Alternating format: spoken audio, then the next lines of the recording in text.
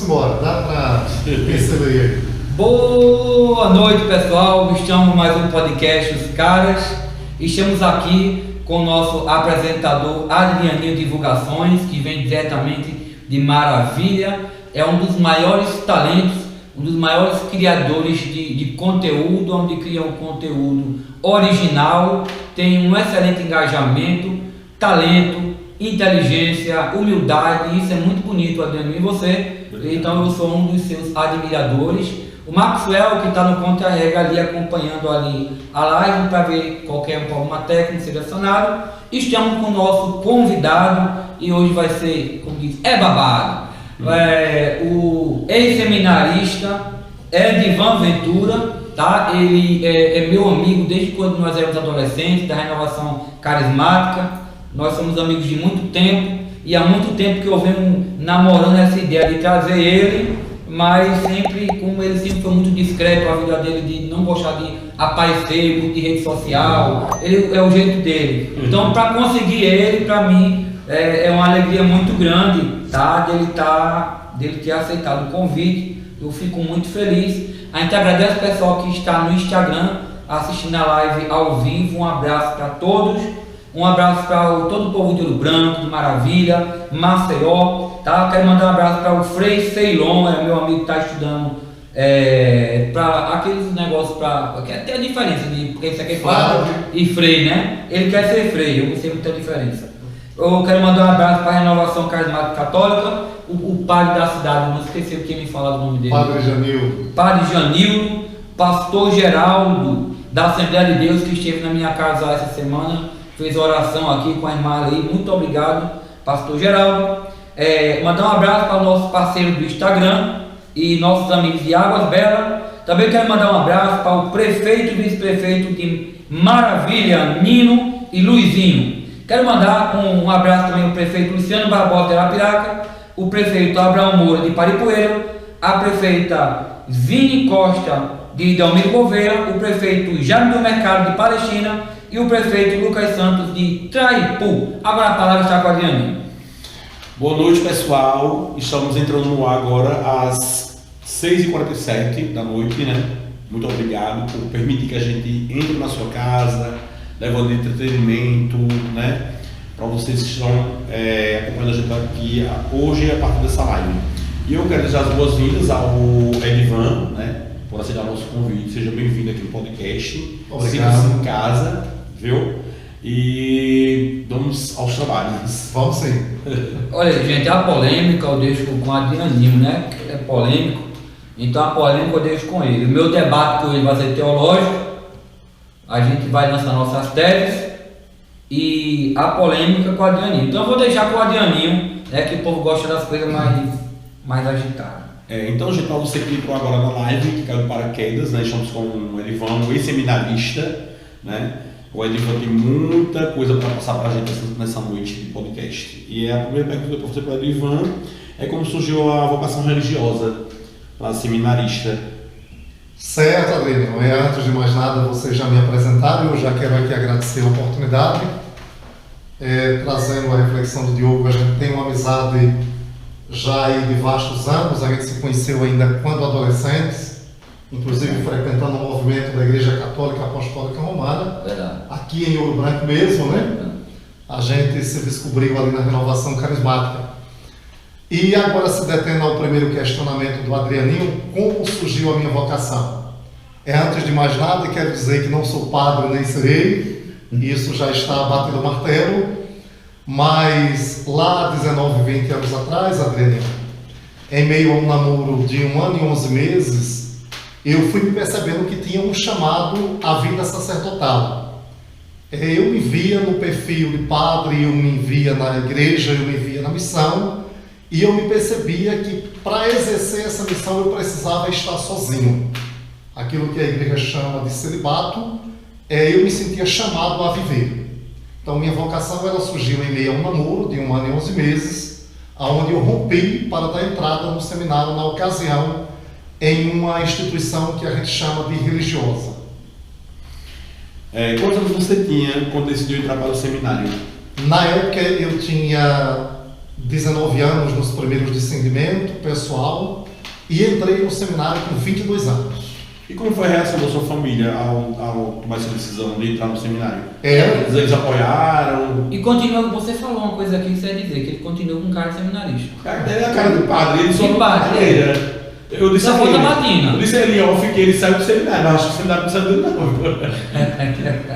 E aí a família apoiou quando você decidiu tomar essa decisão de Então. entrar para o seminário? Interagindo aí com o seu questionamento, eu venho de cultura familiar muito simples, uma família de classe pobre, meus pais agricultores, então eles não compreenderam bem naquele momento a minha decisão, né, que eu estava rompendo um namoro de 1 ano e 11 meses, aonde na época o conceito familiar da minha família era a união de homem e mulher e geração de filhos. Então para eles isso surgiu como novidade.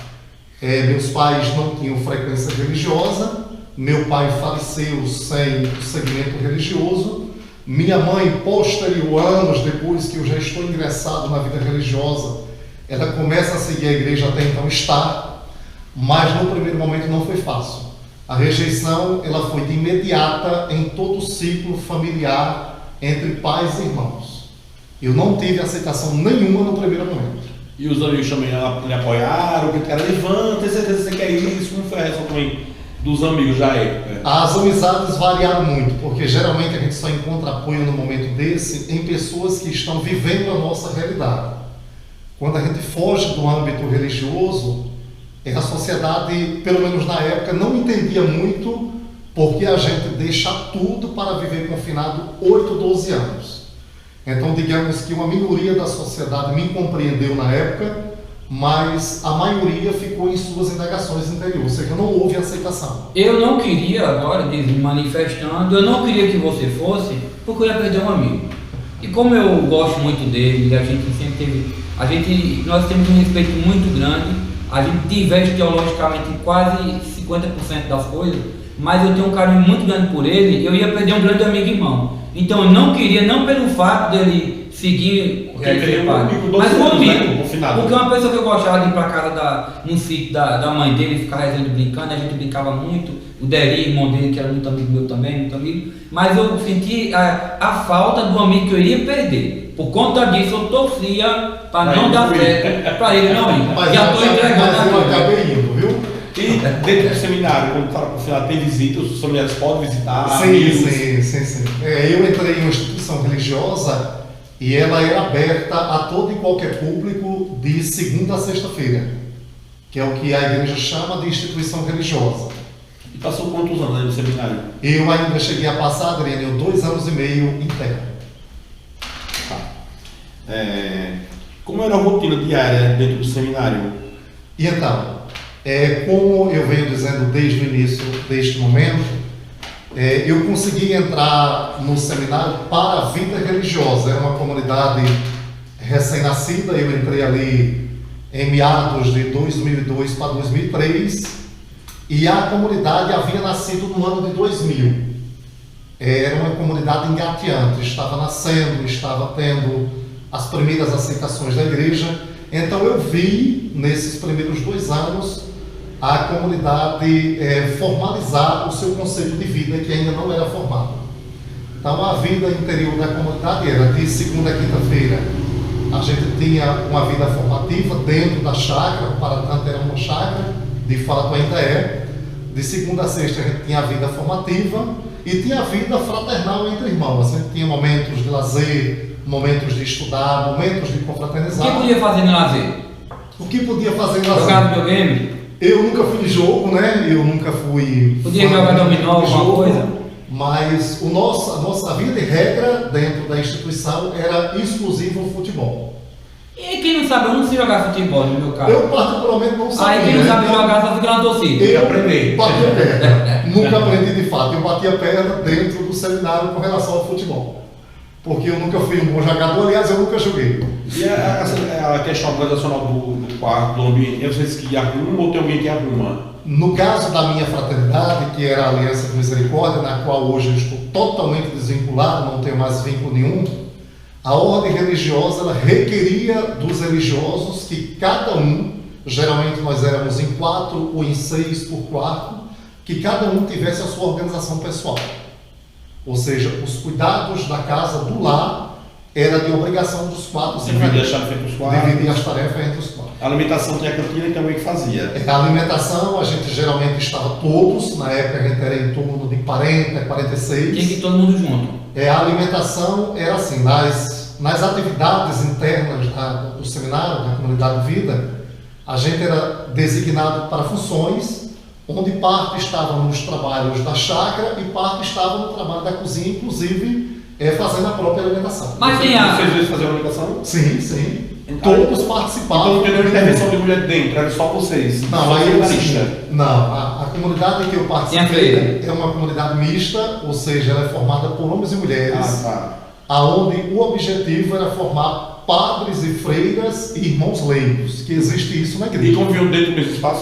Freiras e seminaristas? A gente convivia dentro do mesmo espaço, evidentemente, em fraternidades separadas. Sim. Fraternidade que a gente chama é caças, né? E tem o lado dos homens e o lado das mulheres. Tinha os engraçadinhos que levantavam de madrugada, por exemplo, eu gosto de comer de madrugada. Se fosse jantar de madrugada, eu não durmo da fome. Tinha os engraçadinhos que levantavam para comer escondido e dava BO, tinha um bolo aí e alguém comia o bolo à noite. Acontecia alguma coisa assim ou você já furou essas regras aí também? Eu acredito que essas situações são de natureza que ocorrem em qualquer ciclo, né? Não só na vida religiosa, como em qualquer outra instituição secular. Então isso não é novidade, isso tinha que o seminário, a comunidade de vida é feita de gente. E gente tem esses... Aí você pulava essa regra também na geladeira de madrugada também? De vez em quando acontecia, é natural, a fome batia. Agora uma coisa que é importante, eu li alguns artigos sobre seminaristas, eu tive que me preparar para isso. Só que diz que muitos seminaristas, no meio do caminho, se esfriaram na fé, desertaram do seminário. Por que você considera que muita gente que quando vai para o seminário vai com o sonho de terminar o seminário para ser padre, mas muita gente no meio do caminho até nega depois a fé e desiste de ser seminarista? O porquê que tem essa vertente de pessoas que desistem? Você continua na fé, você deixou de ser seminarista, mas a sua fé continua ativa. Mas por que muita gente entra e deixa de acreditar na fé e deixa de ser seminarista? Certo. O que acontece? Muito bem pensado, muito bem feito o seu questionamento. E aqui eu vou dar o meu ponto de vista. Eu não tenho ponto de vista teológico da igreja, meus conhecimentos ainda são poucos, mas eu, Edivan, falando a meu discernimento, a meu entendimento, o fato de muitas pessoas deixarem o caminho vocacional, que não é um percurso curto, mas que leva no mínimo de 8 a 12 anos, geralmente ele ocorre 8 anos se o seminário for diocesano, e ele ocorre por cerca de 12 ou mais anos se esta formação acadêmica ocorrer em uma comunidade religiosa. Então, ao meu entendimento, agora sem responder o seu questionamento, eu tenho alguns pensamentos teóricos com relação à desistência. O primeiro de todos é que a pessoa talvez se utilizou do seminário por fuga. E fugas aqui em diversos âmbitos. Nem sempre a pessoa vai para o seminário porque se trata de uma vocação. Mas às vezes ela vai porque ela está vindo de um passado de sofrimento. Então ela vê no seminário uma saída talvez para uma melhoria de vida. As pessoas podem entrar no seminário por fugas, por algo que talvez elas não consigam externar, que de fato aquilo está impregnado nelas, e elas vão para o seminário para ocultar-se disso perante a sociedade. Eu tinha uma psicóloga que nas formações acadêmicas, ela dizia o seguinte, que há padres, e ela dizia os seminaristas, há seminaristas que procuram o seminário para fugir de algo que eles precisavam viver na sociedade, ou seja, eles não nasceram para a vocação. E por que eles foram para o seminário, Diogo? Talvez, na teoria dela, para se esconder de algo que a sociedade rejeita. Quando, na verdade, a vida vocacional, ela requer, primeiramente, a vocação. Segundo, que você tenha um segmento de coragem, porque você vai enfrentar ali de 8 a 12 anos no mínimo para chegar a ser o sacerdócio. Então, de uma forma simplificada, eu digo que a desistência de algumas pessoas, primeiramente, é a falta de vocação.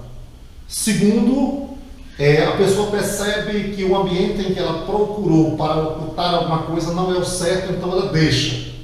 Terceiro, por falta de vocação, a pessoa não consegue ter uma sustentabilidade no caminho. Então, se me falta vocação, logo eu vou parar. Então, o terceiro fato é que eu acho que por falta de vocação a pessoa acaba desistindo. Aí no caso da sua desistência, faltou vocação? Não, a minha desistência, eu já comentei isso com o Diogo em outro momento, e agora tendo a oportunidade de externar para quem está Ou nos você foi por acompanhando. uma fuga? Não, no meu caso não foi fuga. Ou foi uma fuga indireta? Não. No meu Uma caso, pulada de muro, alguma coisa assim? Não, no meu caso não foi fuga. Ele foi para ocultar algo? E eu sou muito transparente com relação a isso. Eu não escondo o que aconteceu comigo, viu, Diogo? Aquilo que nos bastidores a gente diria Foi, uma até porque, polêmica, porque já as pessoas falaram o seguinte, ele pulou o muro do seminário. Aí eu disse, realmente ele é alto, não precisa de... Pulou, foi? Eu disse, ele é alto, não precisa de escala para pular. Aí eu disse, vamos saber o que é fato, o que é fake, e que você nos fale pra gente sobre como foi que rolou essa história aqui na cidade. Que você tinha pulado o muro do seminário, certo. e que você hoje é pai. Mas por que você desistiu do seminário? E que você hoje é pai, né? Então a gente quer saber essa história dessa pulada de muro, aí um diz pulada de cerca, ou seja lá como queiram dizer, onde é que está o fato e o fake da história. Certo. Aí tem fatos e tem fakes. Eu não sei se o tempo permite, por isso Permite, eu não vou fique à tanto vontade. dialogar, mas eu vou tentar simplificar, porque como eu dizia, e a gente tem isso enquanto cristão, o quanto testemunho. Ou seja, Adriano e Diogo, tudo que acontece na vida de um cristão, ele leva para todo sempre como testemunho, seja isso de bem ou de mal. E o testemunho realmente, ora ele vai ter a parte benéfica, ora ele vai ter a parte maldosa, e eu vivenciei essas duas coisas. A minha desistência do seminário, ela se deu por fruto de desobediência por minha parte. Não por fuga, não por falta de vocação, e não tão pouco ou tão menos porque eu estivesse procurando lugar para me realizar advindo de família pobre. Aliás, eu quero dizer aqui para vocês e para os ouvintes e aonde este momento chegar, que até o presente momento, com 42 anos, não me falta desejo e aquilo que a gente chama de vocação para o sacerdócio. Não me falta. Mas diante desse momento polêmico em razão de um filho, hoje eu opto por viver sozinho. Mas você estava no seminário, aí você se apaixonou, como é que foi isso? Sim, aí a minha saída se deu, na época a gente trata como seminário, para quem está nos ouvindo entender de uma forma melhor, não deixa de ser, mas na verdade era uma instituição religiosa chamada Aliança de Misericórdia, aonde eu faltei com a confiança de todos os líderes internos, me envolvendo em um relacionamento por cerca de 2 a 3 meses. E como você conseguia de sair de forma lá? oculta. Como é que você fazia isso se você estava no seminário? Pronto, o que é Como que você acontece? fazia essa mágica? Ele ia fazer visita a você e lá na... O que é que Essa acontece? polícia. Como eu disse a vocês, a ordem religiosa que eu estava, ela é aberta a quem quer que seja de segunda a quinta-feira. E nessa amplitude desta comunidade religiosa, as pessoas se ofertam para prestar algum serviço lá sem vínculo interno, certo? Exemplificando para que o ouvinte entenda melhor. Diogo não tem vínculo nenhum com a Aliança de Misericórdia, mas de repente ele surge lá. E ele diz que quer prestar um serviço voluntariado na cozinha. A comunidade é aberta para acolher ele. E a gente usufrui disso para, quem sabe, uma outra vocação a se chegar no seminário. E isso aconteceu com esta moça. Ela chegou na instituição, na época, depois do discernimento feito, ainda estou respondendo o questionamento de vocês, na época, depois do discernimento feito, na chácara principal da comunidade, o que a gente chama de casa de formação, como eu disse a vocês lá no início, a comunidade estava recém existente, né? Tinha surgido ali no ano de 2000, eu estava chegando de 2002 para 2003, feito o discernimento vocacional, que é o momento em que os líderes da comunidade, junto com alguns primeiros membros, define perante o desejo do seu coração que realmente você nasceu para o sacerdócio. Eu cheguei a esse momento. Fechado o discernimento vocacional, a comunidade teve uma necessidade de ampliar a sua ramificação. E com a minha chegada, eles viram em mim a pessoa certa para esta amplitude, que foi abrir uma casa para idosos. E na época a gente só tinha o vocacionado Elton para assumir essa casa. Então a comunidade colocou os olhos em mim para que junto com o Elton a gente formasse esta casa de repouso. Mas o que a gente quer saber, o que foi que levou, você não está respondendo a nossa pergunta, o que levou à desistência do seminário? Falta de fé? O que foi que aconteceu no meio do percurso? A gente está chegando lá. E então? E essa moça fazia comida lá, era isso?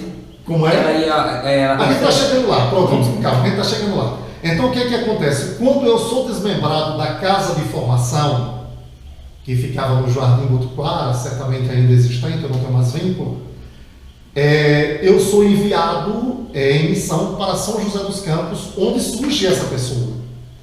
E essa pessoa ela não surgiu interno da casa de formação, ela surgiu em uma casa à parte, aonde eu era uma das lideranças, e sem deixar de se abrir para o próximo, a gente recebeu ela nesta casa para serviços voluntariados, e aí foi onde se deu o relacionamento oculto, o que descoberto me fez sair do seminário. Foi descoberto que agora, seminário foi descoberto eu ainda na caminhada como seminarista. E ela já estava grávida. Aí é o seguinte, na descoberta, eu ainda estava no seminário. Foi muita bomba, viu? Foi soltado lá, viu? Nesse namoro oculto, o que eu não deveria ter feito, evidentemente, os anos, naquela época com 22 anos, eu não tinha a mentalidade que eu tenho hoje com 42. Jamais. Eu digo que eu ainda era um adolescente, embora adulto de idade. E as minhas ações e reações ainda não correspondiam com a idade. Eu estava na euforia da adolescência, descobrindo o mundo. E aí, no relacionamento oculto, a comunidade descobriu, sem que eu precisasse dizer alguma coisa. Aliás, por minha parte, eu fui omisso a todo momento. E com essa descoberta se deu a saída do seminário. Ou seja, descobri que ele estava grávida, foi? Eu não sabia. A gente teve um relacionamento. Esse relacionamento aconteceu de forma oculta e na nossa cabeça tudo estava bem com ela, tudo estava bem comigo com relação à gravidez. Posteriormente foi descoberto o que se deu à minha saída do seminário. Como foi descoberto? Por via de regra, eu não podia mais ficar ali. Sim. Mas como foi descoberto? Quem descobriu? Essa descoberta, até hoje, eu não tenho a real certeza.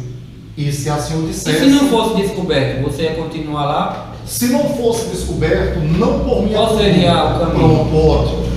Se não fosse descoberto na época, não pela minha conduta de ocultar uma gravidez, porque eu não sabia da gravidez, mas por achar que não se tinha gravidez e que tinha acontecido tão somente uma relação, um momento afetivo, certamente eu teria rompido com ela como de fato fiz e teria voltado para o seminário e dado seguimento à formação acadêmica. Se tivesse tido relação com a mulher fora do seminário, poderia voltar novamente para o seminário? No meu caso, não teria problema porque eu estava sendo omisso.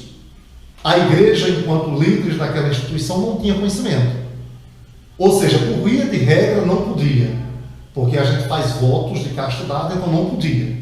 Mas, em tese, os líderes não sabiam. Então você ficar, no caso, você ia ocultar para se manter dentro do seminário, né? Seria ocultada a situação, uma vez que foi rompido o relacionamento. A questão de consciência, pronto, a questão de consciência, Adriano, seria trabalhado em mim, interiormente, a minha pessoa, a questão do perdão. Deus não condena ninguém pelo passado. Aqui a gente pode trazer uma reflexão bíblica. Mas eu quero chegar e dizer assim, pô, eu tive uma relação com uma mulher, sempre seminarista, e eu tô me omitindo em falar que eu tive aquela relação, eu vou manter dentro do seminário, se pagando por um bom moço, vamos dizer assim. Sim, porque na minha cabeça, seminarista. Pronto, na minha cabeça eu não tinha rompido com o relacionamento. Sim. Não havia mais relacionamento. É claro que há dentro de nós, e ninguém engana a si mesmo, é um complexo muito grande de pensamento, sabe? A adrenalina vai a mil com as nossas condutas, sobretudo a minha no momento. Mas em se tratando do perdão, de que Deus não condena ninguém pelo passado, eu daria seguimento à formação acadêmica. Então a sua desistência do seminário não se deu porque você eu vou desistir porque eu quero. Não. Só se deu por conta do que aconteceu. Sim, claro. E eu sou transparente aqui e tenho vindo ser transparente desde que quando voltei para Ouro Branco, há cerca de 14, 15 anos atrás, porque a história vai sempre se repetir, não tem outra. E você se arrependeu do que aconteceu? Eu me arrependi. Se eu pudesse voltar no passado, Adriano, eu não cometeria o que ali eu fiz. Mas aí também, se você não tivesse voltado atrás também, você não seria pai também. Aí se eu tivesse voltado atrás também, eu não teria a São oportunidade de ser pai de um filho hoje de 17 anos, né? Você foi pai com quantos anos do seminário? Não entendi a tua pergunta. Você foi pai com quantos anos no atual seminário? Certo, eu fui pai com 24 para 25 anos. 2 anos depois? 2 anos, 2 anos e meio depois. A gente tem que registrar que o mundo está em luto, né? Com a morte do Papa Francisco. Alexa, quem foi o Papa Francisco? De acordo com a Wikipédia, Francisco, SJ, nascido Jorge Mário Bergoglio, foi o 266º Papa da Igreja Católica, Bispo de Roma e soberano da cidade do Vaticano de 13 de março de 2013 até a data da sua morte. Foi o primeiro bispo de Roma a ser membro da Companhia de Jesus, o primeiro nascido nas Américas e no Hemisfério Sul, bem como o primeiro pontífice não nascido na Europa em mais de 1.200 anos e o primeiro Papa a utilizar o nome de Francisco. Satisfeito. Alex, é o clima do tempo. A temperatura é de 27 graus Celsius em Ouro Branco com céu predominantemente claro. Obrigado, Alex, desliga. É a mesma com mínima de 18 graus. Ok. Alexa, desliga. Veja só, falando num Papa, nós tivemos um Papa que vai deixar um legado diferente de vários outros Papas que passaram aí na história, né? Ele ter sido um padre argentino, né? Mas ele foi muito categórico em algumas filosofias. Por exemplo, ele foi defensor da justiça social, para alguns ele era esquerdista, para outros progressistas. Ele atenuou muito a questão sobre o homossexualismo, tratou de uma maneira comum, coisa que nenhum outro Papa conservador é favorável. Também tratou tranquilamente sobre as questões do divórcio e foi um Papa corajoso por radicalizar e querer buscar a justiça na igreja, aonde tinha muitos crimes de pedofilia e corrupção na cúria. Principalmente a pedofilia que acontecia com vários escândalos na Igreja Católica de padres que cometeram crime de pedofilia, que não só acontece no catolicismo, como também acontece com pastores de igrejas evangélicas, como também de religiões de matizes africanas. Não importa, o que importa é que crime é crime. Então ele foi um Papa à frente do seu tempo. Revolucionou, foi. Né? Ele revolucionou, só que agora nós perdemos um homem de coragem, porque possivelmente quem vinha agora, a gente não sabe se vai continuar esse legado de enfrentamento, esse legado de ser contra, de combater a pedofilia na igreja, porque ele tinha coragem de combater, coisa que os outros papas omitiram os crimes de pedofilia dos seus pares na igreja. Fica a minha crítica retida, né? Então ele combateu, ele foi contra. Você acha que agora viria um Papa corajoso para enfrentar os poderes do clero, os poderes padre negro, eu acho da igreja? Papa, mas seria muito bom, mas eu acho muito difícil, porque porque ninguém nunca viu. Eu também achei muito bom um Papa da África, né? Um Papa negro. Nunca tivemos, seria bom. Será que o povo ia aceitar isso, um Papa negro? Porque a gente nunca viu, né? Estou dizendo que seria uma coisa inusitada. O que você, para você, quem foi o Papa Francisco? Você era a favor do posicionamento dele? Você no lugar dele seria também justiceiro, a qual iria buscar justiça na igreja, a qual seria contra a pedofilia na igreja, que aí depois que você der o seu posicionamento, eu quero que você dê a sua tese sobre o celibato, porque eu não consigo entender, porque está escrito nas Sagradas Escrituras, convém que todo bispo seja casado, convém que o bispo seja casado. Como é que um padre, aonde não constitui família, aonde não tem um casamento, aonde fica tem os seus desejos sexuais introvertidos, porque não pode ter sexo não é pecado, porque quando tudo foi criado, quando Deus criou tudo, tudo foi bom. Então o sexo é bom, desde que de uma maneira correta, né? Então, uma pessoa quando escolhe ser padre, não pode ter um relacionamento sexual. Aí você já tem uma vida muito difícil pelos seus desejos sexuais, porque se uma pessoa que não é, eu digo que é fora do planeta Terra, que não tem desejos sexuais. Aí o padre não pode casar, não pode ter filho. Aí eu lhe digo, como é que uma pessoa vai aconselhar sobre casamento se você nunca foi casado? Como é que eu vou aconselhar a criação de pai para filho se eu nunca tive um filho? Então a minha crítica é essa, do celibato, porque eu acho que cria muitos maníacos sexuais. Isso eu falo até da igreja protestante também, da igreja evangélica, não dos pastores, os pastores não podem casarem. Mas a questão da sexualidade é tão pouco falada na igreja que criam-se maníacos sexuais.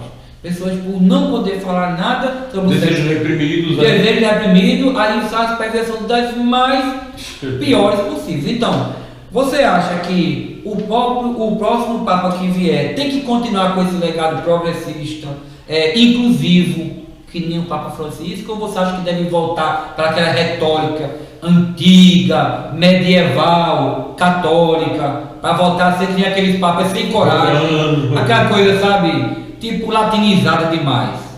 Você acha que deve vir um Papa diferenciado ou não? E depois me fale a sua posição sobre o celibato, como eu lhe falei, que deixa você perder sua vida todinha sem poder fazer sexo e desfrutar de uma coisa maravilhosa. Imagina você vir no planeta Terra não poder tomar um copo de café, porque café é gostoso demais. Aí o planeta Terra não pode comer um prato de cuscuz, que é uma coisa maravilhosa, ou tomar o café mel da Foucault, que é uma maravilha. Imagina você poder desfrutar de uma coisa tão gostosa, uma coisa tão íntima entre o casal. Então eu acho que eu quero ver a sua posição sobre o celibato, e se deve o próximo Papa continuar o legado dele, ou você acha que deve voltar ao medievalismo grotesco da antiga Igreja Católica? Porque esse Papa, ele parecia mais protestante, foi o Papa mais protestante, não protestantismo raiz de Lutero, não.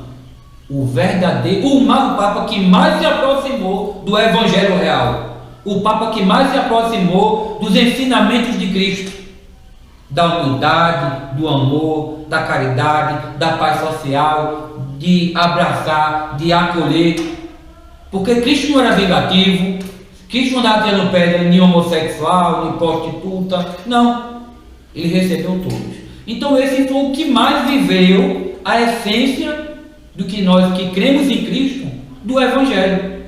Você acha que um novo Papa deve continuar com esse legado do verdadeiro cristianismo, ou deve voltar às margens dos antigos papais que fazem uma ensinação teatral de ser um líder religioso? Certo, senhores. Com relação ao Papa, eu agora vou, embora não tenha muito conhecimento, mas eu vou me utilizar daquilo que a igreja, digamos que também enxerga, né? Ou seja, em um conclave, isto é, na escolha de um Papa, a igreja não erra. Iluminada pelo Espírito Santo, a igreja sempre vai ter o Papa que a igreja precisa, isto é, o sucessor de São Pedro. Mas você acha que não existe uma política ali dentro? Porque você acha que não existe facções na igreja? Porque é um conclave onde vai ter ideologias, filosofias, cardeais, são 7 cardeais do Brasil, né, que vai estar lá votando, né, com menos de 70 anos. Então, por exemplo, o Brasil tem um pensamento de um catolicismo. Aí o catolicismo americano é diferente. Só que aí existe, eu acho que existe aquele lado político também. Eu acho que deve ter uma campanha entre eles E aí eu digo que eu já não acredito que talvez, como a Igreja Católica diz, que é o Espírito Santo que vai dizer quem será o Papa. Eu já não acredito. Eu acredito que é os homens mesmo. O homem puramente humano. Né? Eles vão Então eu acho que a Igreja se afastou muito do Espírito Santo, até porque a Igreja Católica, ela fala mais em Maria do que no Espírito Santo. Sabe? Eu vejo muito pouco se falar em Cristo na Igreja Católica. Eu vejo muito pouco se falar no Espírito Santo na Igreja Católica. Eu vejo muito mais falar em Maria. Até o próprio Papa Francisco também, ele na sua carta Testamento, ele falou muito de Maria, né? Então, assim, falar que é o Espírito Santo que vai escolher o próximo Papa, realmente seria o ideal. Mas você acha então que não tem aquela política, um conchavo entre eles para de repente escolher o futuro? Certo. Com o que eu disse, eu não estou deixando de achar esta possibilidade, certo? No entanto, as minhas orações, eu acredito que de toda a Igreja Católica Apostólica Romana, é que realmente neste momento singular, a Igreja de Cristo, na pessoa dos cardeais, estejam sim abertos à iluminação do Espírito Santo para que isto aconteça, para que não haja erro. Não estou querendo aqui descartar que haja esta questão da politicagem, mas também não estou aqui para afirmar. O desejo do meu coração, e eu acredito que de toda a Igreja Apostólica Romana, que agora a gente está neste momento de luto, é dirigir as nossas preces, as nossas orações, para que nas pessoas dos cardeais, realmente, o Espírito Santo o ilumine na questão do novo sucessor de São Pedro. E ainda nesta temática, eu acredito sim, como você acreditava com relação a essa amplitude do Papa Francisco, que foi um Papa acolhedor, que foi um Papa aberto, que foi um Papa sem restrição, mas não descarto o meu olhar com ele, talvez diferenciado de vocês, que a proposta de vida dele, para quem quer que seja, ao aderir Jesus, fosse a mesma de Jesus com Maria Madalena. Ele não se impôs com o pecador, mas com uma condicional, que não peque mais. Você citou a questão do homossexualismo, entre tantas outras situações. Realmente ele estava aberto, mas ao meu olhar, com esta atenção: não peque mais. O fato de acolher não significa que na acolhida eu esteja aberto a querer que você permaneça em suas condutas errantes. Mas você acha que o próximo que foi escolhido, de acordo com o que você falou, que nós oremos para que os cardeais, movidos pelo Espírito Santo, escolham o próximo líder, mas você acha que deve vir um líder que dê uma continuidade nessa inclusão de chamamento para a igreja? Porque a Igreja Católica, que antes era uma igreja que dominava, assim, vamos dizer, tem mais, uma das maiores religiões do mundo, né? E ela perdeu muitos seguidores que vieram para o protestantismo, viraram evangélicos. Sim, isso. A Igreja Católica ela morreu durante muito tempo por causa, eu acho, que da medievalidade dela. Eu acho que ele resgatou, trouxe o evangelho de volta do catolicismo, ele trouxe uma nova roupagem, que o que era para ser desde o começo da fundação da Igreja Católica. Viver o verdadeiro evangelho de Cristo. E o Papa Francisco, ele trouxe o verdadeiro evangelho. Então isso brilhou nos olhos do católico, resgatar o que se deve fazer numa igreja. Então você acha que deve vir um líder que dê essa continuidade, ou um líder que volte à tradição católica, deixe a diversidade de lado e volte à temática antiga que os antigos padres passaram, deixaram um legado medievalesco? Diogo, eu acredito que voltar não tem como, né? O que passou, passou. A igreja realmente ela teve seus erros, e a gente, enquanto católicos apostólicos romanos em todo o mundo, é brilhante quando a gente tem a capacidade de reconhecer, mas aonde é que está a acertada do Espírito Santo? É quando a gente vê na sucessão de São Pedro, papas reconhecerem que a igreja no passado errou. E essa iluminação, ela vem abrindo o seu leque quando ela se chega, por exemplo, no Papa Francisco, a ponto de ser aberto para qualquer tipo de acolhimento com a proposta de mudança.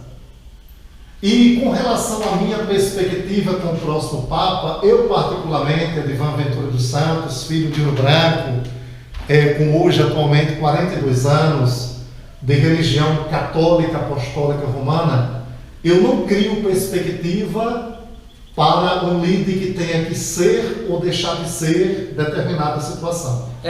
Tem duas pessoas aqui na live, dando continuidade ao que ele está falando, que falou assim, o nome dele é Wagner 99, ele diz, todo respeito ao falecimento do Papa, mas o Papa foi flexível, mas para o lado comunista.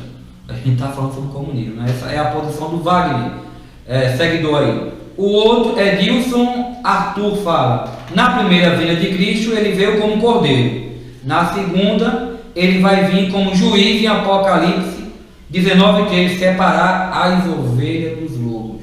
Então aí tem posições aí, dizendo que o colega falou. Uns dizem também que a morte desse padre é uma abertura para uns amam o mundo, outros não. Aí tem um monte de teoria agora surgindo, que é o fim do mundo, que a porta do anticristo está sendo aberta, tem um monte de... Mas esse negócio de padre morrendo ali agora, já é o terceiro padre que morre, não é? O Papa Não é assim, muito, sim, acho que mais de... É o terceiro já? Com relação ao Papa? Sim. Não, a igreja já Mais teve de 100, tantos não. outros Por papas. que agora está todos chamando desse É Papa? porque... Porque é o Eu fim do agora, mundo, Adriano, que é o anticristo que está voltando. Não, mas porque esse Eu Papa agora, ele mudou Adriano, tudo, eu né, não tenho igreja? a precisão, porque como o Diogo tratou comigo, que aqui seria um Papa aberto, sem temas específicos, eu não tive a oportunidade de saber o que eu ia ser Outros questionado. dizem que o próprio Papa, como dizem que ele é o próprio anticristo, por conta dessas políticas Sim, que ele está sobre os LGBT, qualquer coisa. Mas aí, concluindo a minha linha de raciocínio, a igreja, salvo engano, se eu não estiver errado aqui, ela já teve mais de 200. Papas. Queira não, é uma história de 2025 anos. Então não foram 3 que morreram, mas mais de 200. Certo? E essa questão de algumas pessoas ligarem a morte do Papa ao fim dos tempos, ou anticristo ou não anticristo, eu acho muito desconecto, porque a vinda de Cristo, a própria Bíblia diz Que ninguém sabe. que ninguém sabe o dia. Verdade. Então, a vinda de Cristo não vai ser marcada pelo líder, que seja ele da Igreja Católica, que seja ele protestante, que seja ele governamental. Que é o líder tal, Jesus vai vir. Não, vai ter a hora de Jesus vir e ele vai vir. O que nós de fato sabemos é que não sabemos quando será. Quando será? Se nós já se preparar. Então, como eu disse, não sei Mas se pode quem está, um anticristo. não sei se quem está nos ouvindo está nos entendendo, mas eu quero dizer o seguinte: não será a presença de um Papa que vai determinar a vinda de Cristo. Papa fulano morreu, agora Jesus vai voltar. Jesus pode vir sim daqui para amanhã, pode vir no meio deste momento, mas ele pode vir daqui a gerações.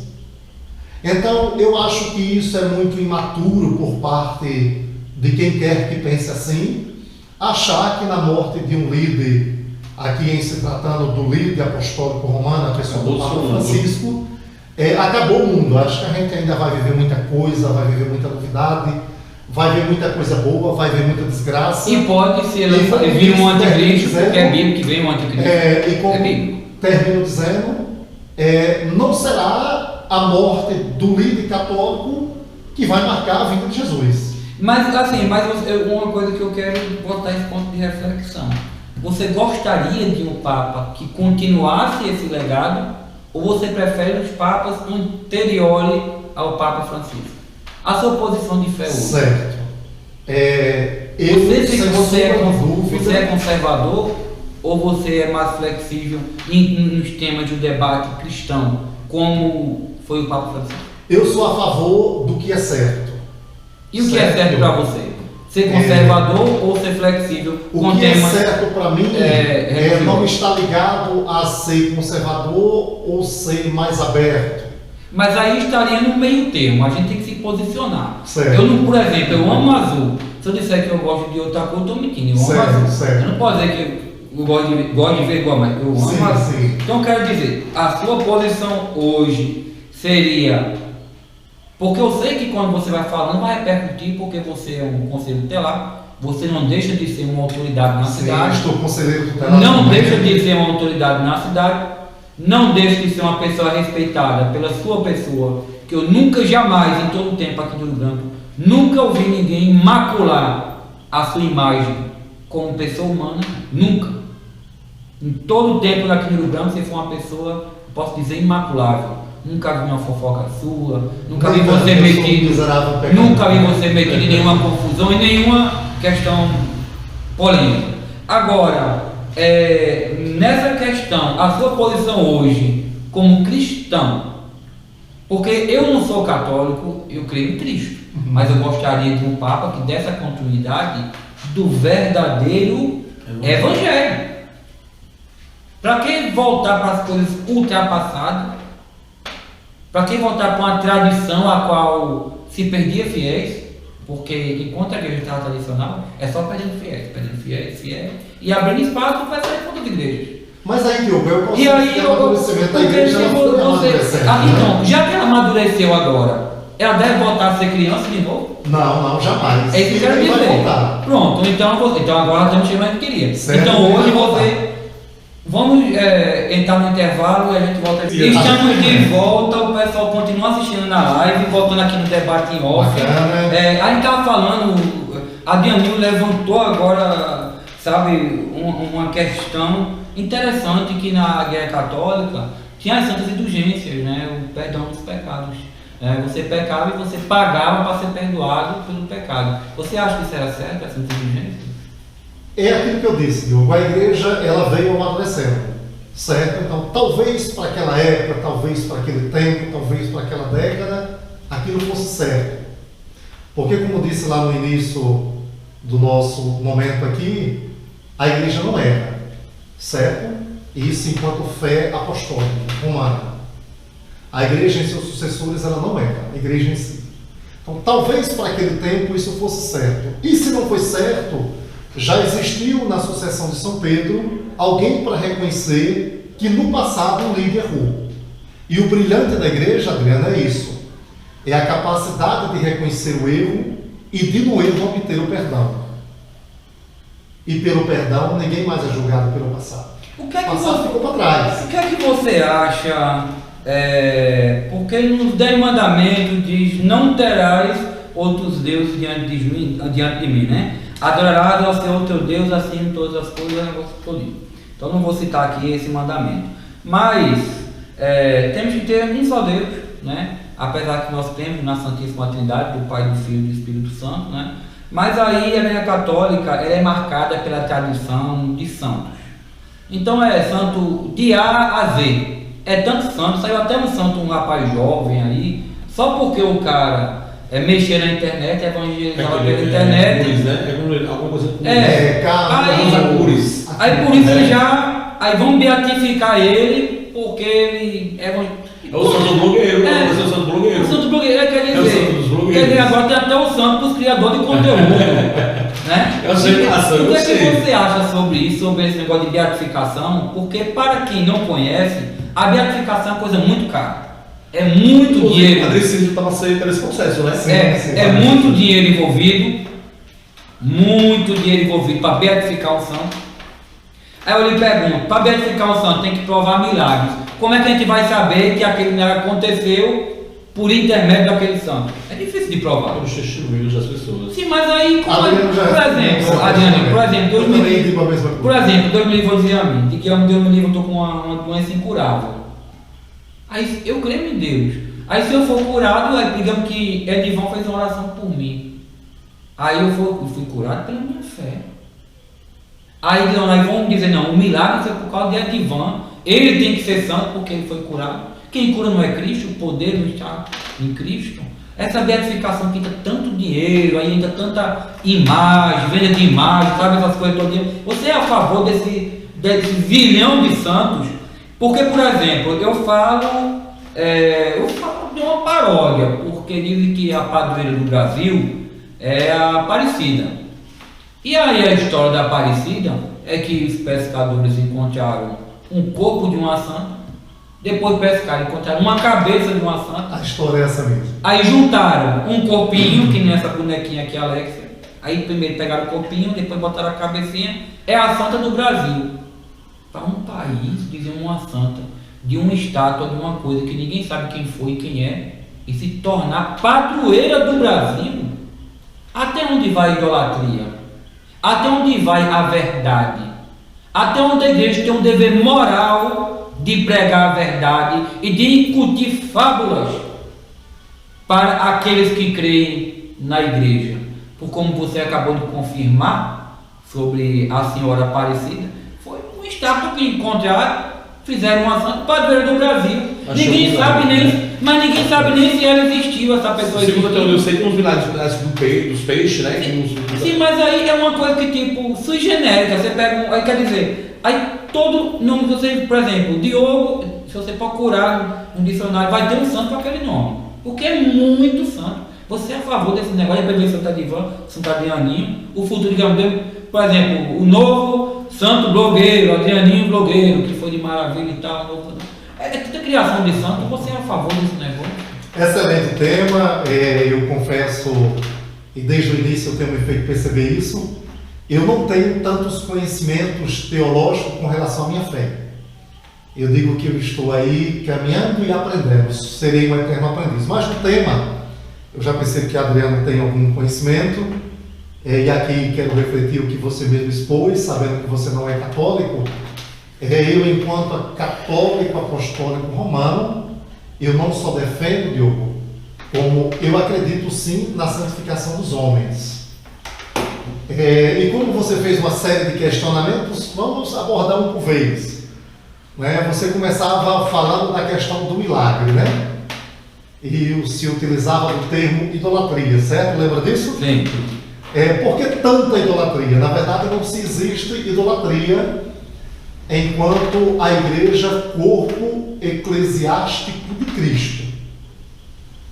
O corpo da igreja, o corpo eclesiástico, para vocês entenderem, ele é formado pelo Papa, pelos bispos e pelos diáconos. São esses 3 graus da ordem que forma o corpo eclesiástico da igreja. E a igreja aí, ela não é iluminada pelo Espírito Santo. E por que eu estou dizendo isso? Para combater, isto eu, Edivaldo Ventura dos Santos, para combater que no corpo eclesiástico da igreja não há idolatria. A idolatria pode-se haver sim nas pessoas do leigo. E isso, Adrianinho e Diogo, talvez porque eu, enquanto leigo, não tenha conhecimento. E agora vamos para a questão dos santos.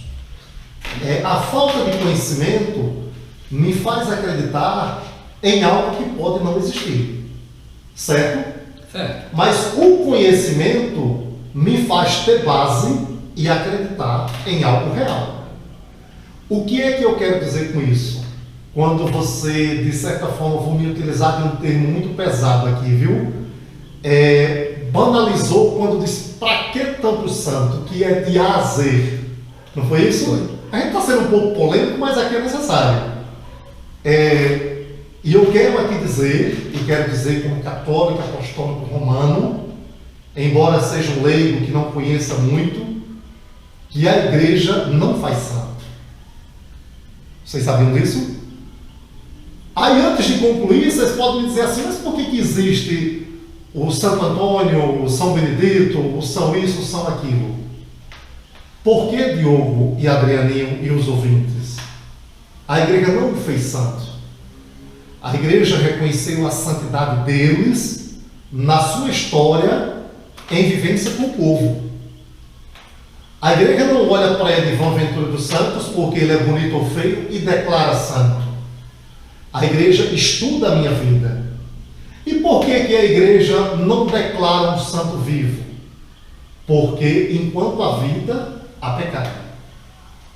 Então a igreja depende do processo de morte para depois depender de um processo de estudo para, concluído os estudos, não fazer um santo, mas declarar a santidade de alguém constituída na história.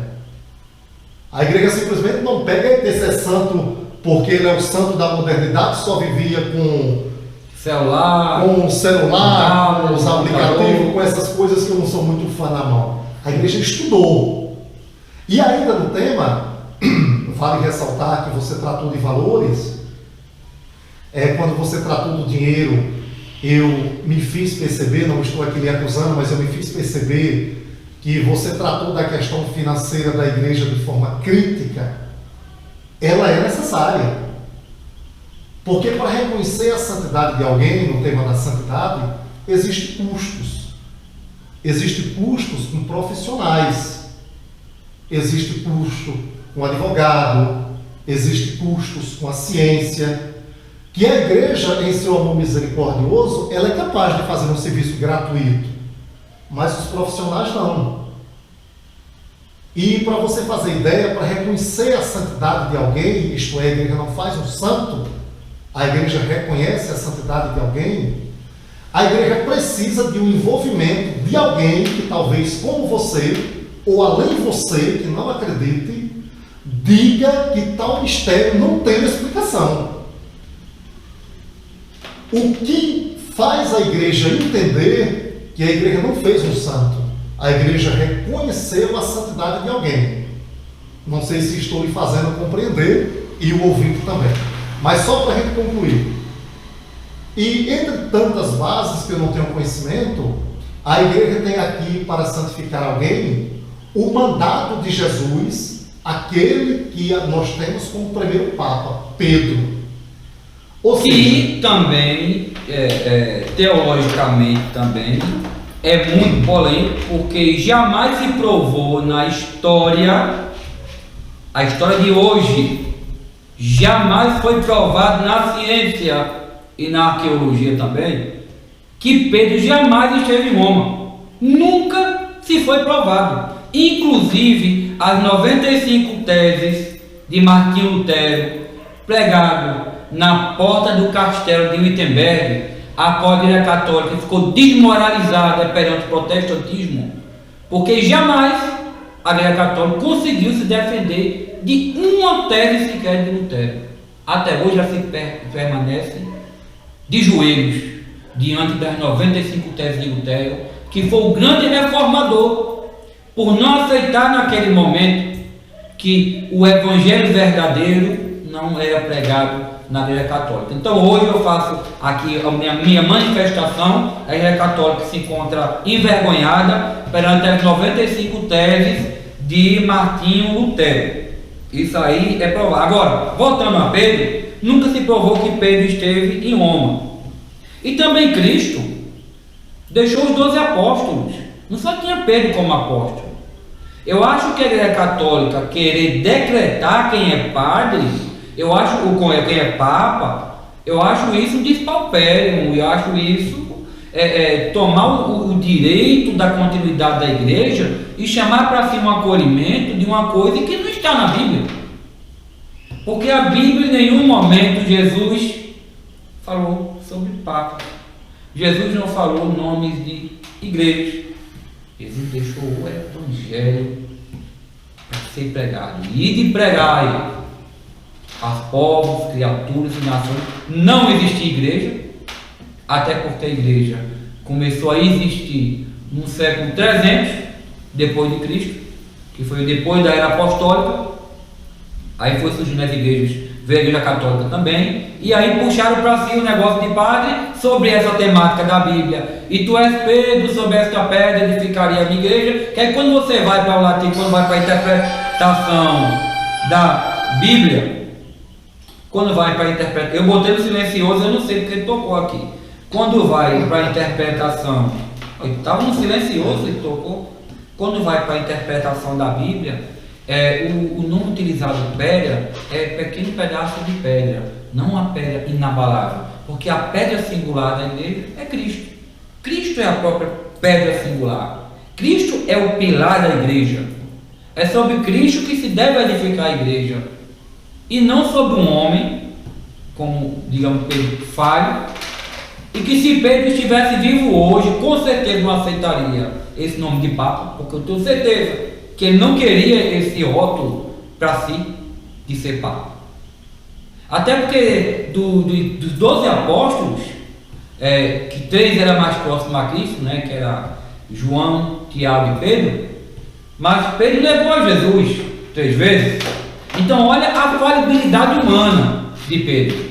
Como é que seria edificado sobre esta pedra um apóstolo que andou com Cristo, vendo os milagres, com o poder do milagre, negou 3 vezes a Cristo? Quando diziam, tu és um deles, tu és um Nazareno, ele jamais o conheci. Como é que uma igreja seria edificada sobre uma pessoa em que negou o próprio Cristo? Então é muito difícil a Igreja Católica sustentar essa teoria teológica, a qual não tem nenhum fundamento. Quando eles vêm para esse negócio de interpretar do grego, para dizer sobre esta pedra que ficaria na igreja, aí você vê que é sobre esse pedaço de pedra, porque já você for olhar no Novo Testamento, quando se fala de Cristo como pedra, é a pedra singular, é Cristo. Ele é a pedra irremovível, e não é Pedro.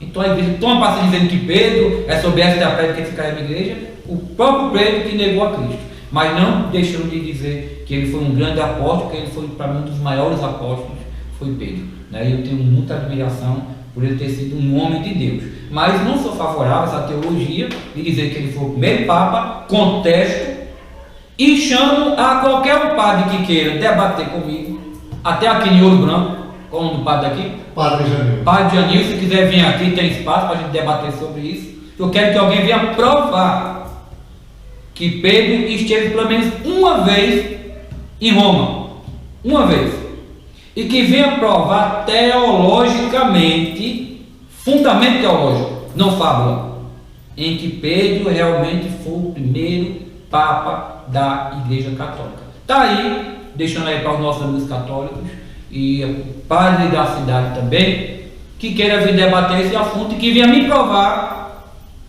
em qualquer lugar, ou algum artigo que possa provar um artigo científico que Pedro sequer já esteve em Roma, ou provar que ele realmente foi o primeiro Papa. E dando continuidade... Mas calma aí, eu quero voltar um pouquinho. Aí vai para a sua réplica agora.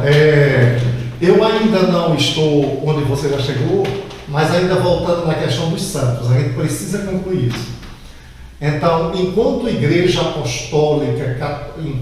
católica apostólica romana, todo e qualquer católico, se ele divergir do corpo eclesiástico da igreja, ele não é católico. Ele tem que se declarar qualquer outra coisa menos católico. Mas a salvação não é Cristo? Calma, vamos conversar. Nós estamos aqui em um debate. Então, ainda com relação aos santos, você dizia que não está na Bíblia, e eu vou lhe contrariar que está com relação à questão de Pedro. Por exemplo, quando a igreja reconhece a santidade de alguém, a gente tem que levar em consideração a questão do mandato de Jesus a Pedro. E está lá na Bíblia, ou a gente se contenta com isso, ou a gente rasga a palavra de Deus, quando Jesus disse que o que Pedro ligasse na terra seria ligado aos céus, e o que Pedro desligasse dos céus seria desligado na terra. Concluindo a questão dos santos.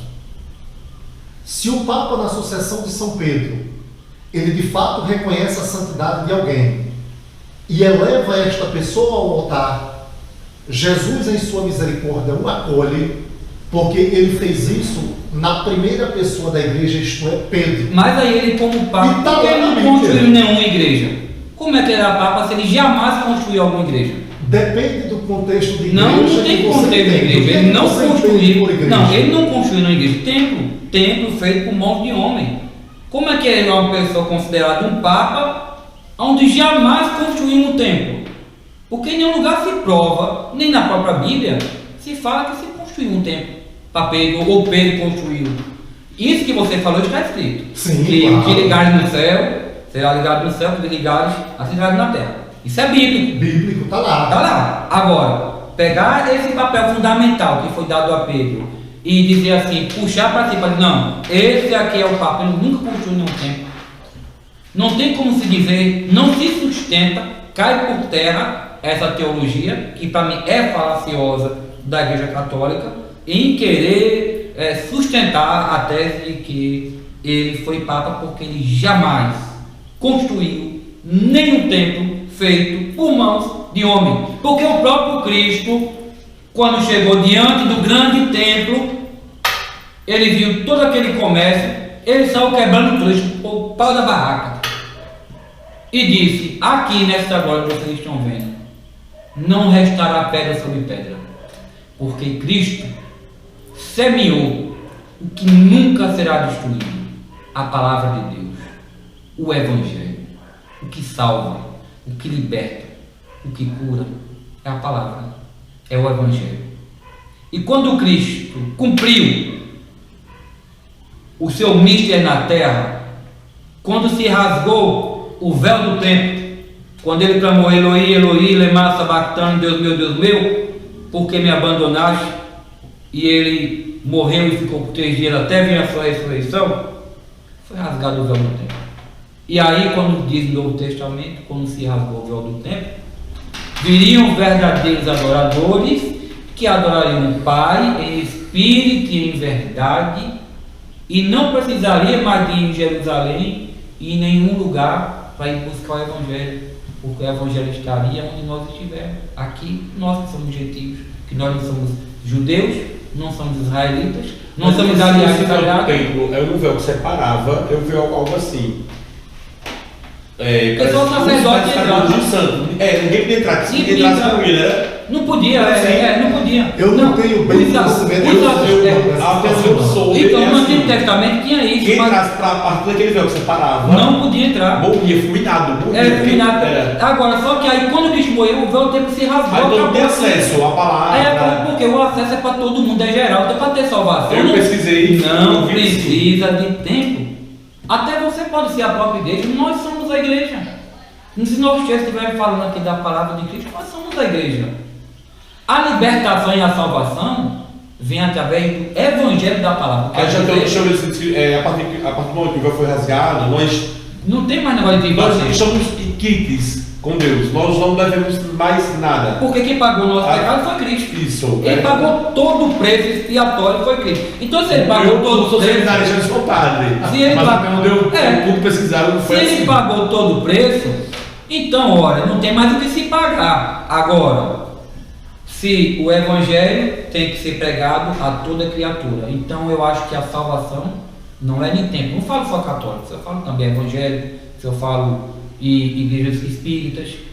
Para ser salvo, tem que buscar a pessoa de Cristo e a Bíblia Sagrada. Aí é onde a fonte, onde joga a fonte da vida, é a Bíblia e a pessoa de Cristo. E os ensinamentos que ele deixou. Graças a Deus que Cristo, graças a Deus que normalmente ele disse: olha, vão adorar ali, ou vão construir igreja ali, porque todo mundo tentou Jesus. Até quando ele foi para o casamento nas bodas de Caná, acabou o vinho, que era uma vergonha acabar o vinho durante um casamento. Maria veio falar com Jesus: ó Jesus, porque tu veio, todo mundo veio para a festa, todo mundo tomou vinho, o vinho acabou. Ele disse: mulher, que tens tu comigo? Não chamou nem de mãe. Mulher, que tens tu comigo? Em nenhum momento Jesus chama Maria de mãe. Sempre chama ela de mulher. Já para evitar a idolatria do povo. Então, esse questionamento que eu volto a combater é isso. Agora, não diz que eu consegui me esclarecer. Não, foi bem esclarecido, mas não dizendo que Maria não foi santificada. Foi sim santificada porque ela foi bendita entre as mulheres, está escrito.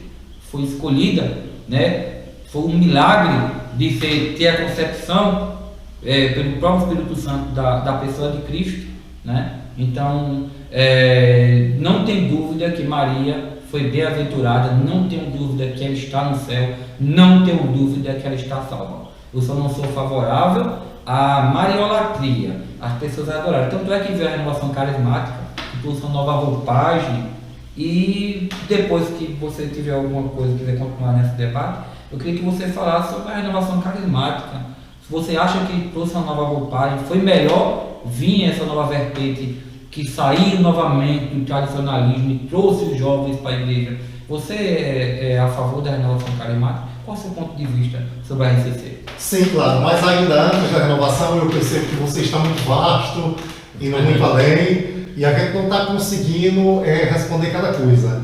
Mas eu ainda queria voltar na questão da idolatria. Você é o entrevistado e você é quem manda as caras. Das imagens, certo? A gente vai chegar assim na renovação, é claro, jamais poderia deixar de dizer alguma coisa sobre, mas com relação à idolatria, eu dizia para vocês que no corpo eclesiástico da igreja não há idolatria, isto é, porque é um corpo formado, é um corpo que tem conhecimento, é um corpo que tem tese e base teológica, é um corpo iluminado pelo Espírito Santo, mas no que diz respeito ao corpo leigo, isto é, nós, e aqui eu me coloco enquanto católico apostólico romano, o leigo, a igreja tem a deficiência de não conseguir às vezes entender que não é a imagem que está diante de mim que vai me conceder uma graça, mas é a real pessoa da imagem que, reconhecida no sucessor de São Pedro, está contemplando da glória divina no céu, que tendo acesso com Cristo vai me dar uma ajudinha. E isso não é idolatria. A idolatria aqui seria eu substituir o objeto por Deus. Mas eu clamar a pessoa do santo, não a imagem, mas a imagem eu tenho veneração. A pessoa do santo eu tenho devoção, ou seja, eu posso recorrer. A pessoa do santo é o intermediário, digamos assim, é como se eu não conhecesse Adrianinho, mas você me divulgou ele, e por você saber quem é ele, qual é a forma do meu recado chegar em Adrianinho? Através de Diogo, porque eu não posso chegar em Adrianinho. E aqui, me utilizando dessa teoria, por exemplo, eu vou usar a minha imagem. Em Ouro Branco, muitas pessoas me procuram para falar com o padre. E por que elas me preocupam? Porque eu estou nesta mediação de intercessão. A pessoa não tem nenhuma aproximação do padre, a pessoa não sabe quem é o padre, a pessoa desconhece a cultura do sacerdote. Então ela vai lá em Edivan e ela diz assim: Edivan, eu tenho tal situação para resolver na igreja e eu gostaria que você me apresentasse ao padre, dissesse isso e veja o dia dele me receber. Como foi que o padre soube da pessoa? Através de mim. Ou seja, agora me voltando para a intercessão. Como na minha miserável dignidade, pecador, miserável, pobre de espírito, que preciso sempre mais buscar, eu não tenho esse acesso direto com Deus. Porque quem vê Deus morre, certo? E às vezes, por faltar dignidade de ter este acesso com Deus, digamos que eu tenha esse acesso através do meu santo piedoso intercessor, o Padre Pio, aqui que é citado. Então, o Padre Pio vai ser no céu o Edivan na terra que foi para o Padre Jamildo. Isso é o que se explica com relação à intercessão dos santos. É que se entende que a minha incapacidade, a minha indignidade de se chegar a Deus, eu posso chegar a uma pessoa inferior e ele vai me dar uma ajudinha, e aí Deus vai saber, e aí Deus vai me ajudar. O que a igreja chama de intercessão. Por isso que nós temos de A a Z santos diversos. Certo? Você tem alguma opinião em relação a isso, Adriano? Você não acha que quando o véu do tempo se rasgou, facilitou a coisa para a gente, em vez de ter que clamar de A a Z, a gente ir direto à pessoa de Cristo? Porque senão a Bíblia seria mentirosa, e a Bíblia não é mentirosa. E mais uma vez cai por terra a teologia católica, quando diz o seguinte: quando Cristo diz, eu sou o caminho, a verdade e a vida. Ele concluiu tudo. Se ele está dizendo que é o caminho, não tem outro. Ele está dizendo que o caminho para ir para o céu é por ele, Cristo, Jesus Cristo. Ele diz, eu sou o caminho. Ele é a maior, ele é a maior autoridade em qualquer lugar, no céu e na terra. Ele diz, sou o caminho. Segundo, sou a verdade. Terceiro, sou a vida. Não resta mais espaço para ninguém. Mas nós não divergimos disso não, tio. Jesus, Então, de fato, de se ele está verdade, dizendo que o caminho é ele, para que eu ir buscar o a dicionário, verdade e a a vida. enciclopédia de A a Z, se eu tenho o caminho, a verdade e a vida? Para Pronto. quê? Vamos usar um exemplo Pronto. político para a gente ver se a gente consegue desmistificar essa emblemática do momento. E está dando audiência e o pessoal está Pronto. gostando dessa posição. Não é que nós sejamos indignos de falar diretamente com Deus, mas é que nós temos essa segunda garantia, reconhecida pela fé da igreja, que aqui eu faço questão de dizer, a igreja, que fique claro neste momento, a igreja não faz santo. A igreja reconhece a santidade de alguém por meio de estudos, e estudos profundos, não é nem 1 nem 2 dias. A igreja leva tempo, certo? Agora, se a gente pode ir para a renovação, sem nenhum problema, se tiver algum outro. Sim, não, eu falei da renovação se você achava que realmente ela trouxe uma roupagem nova para os jovens, para a igreja católica. Certo. Ou você acha que ela veio para contestar? Não, jamais. Ela veio para agregar. É, Porque eu gosto muito da nossa carismática, tanto é que eu fui muito tempo. Vamos aqui se utilizar. Eu vou mandar até um abraço para a Rádio América, Pronto, para o nosso tempo, Ramon, Tatiane, Lidian, né, A galera da Tiquinho, nossa época. Silminho, A galera da nossa eu, esse pessoal todinho, Simone, né, Ivan? Então mandar um abraço geral para esse povo que era do nosso tempo, né? Sim, claro. E foi um tempo maravilhoso. É uma alegria muito grande a gente tocar na renovação, porque aqui a gente vai voltar a 19, 20 anos atrás, lá no início da nossa amizade, aonde se deu os primeiros passos da nossa fé. E se utilizando da minha pessoa, Adriano, eu não nasci católico. Eu nasci com fama de católico. Meus pais se diziam católico, mas logo a gente não era católico, porque ninguém lá em casa tinha nenhum segmento. E eu, aos 17 anos, indo para uma balada da época, encontro uma jovem, não sei se a gente conversou isso ao longo de nossa amizade, estou falando de renovação, eu encontro uma jovem entre a minha casa e a balada da época, que era a discoteca, que convida o pagão Edivan para ir para um grupo de oração. Aquilo para mim foi assustador, porque eu tenho raízes espíritas na família, e os cultos que na maioria das vezes eu assistia, aprendia e acompanhava, eram cultos espírita.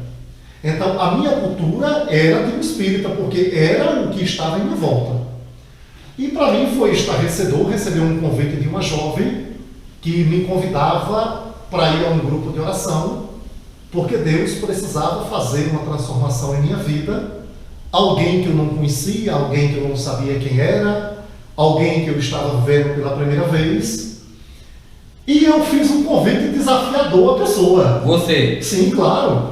Eu era advindo de realidade rural, eu morei no sítio por muito tempo. Nesta época eu já estava na cidade há 2, 3 anos, inclusive conhecendo uma realidade cultural diferente, já frequentava a balada da época. E eu disse à jovem, moça, para esse negócio teu eu não vou. Agora, se você quiser ir para a discoteca comigo, eu estou indo para lá.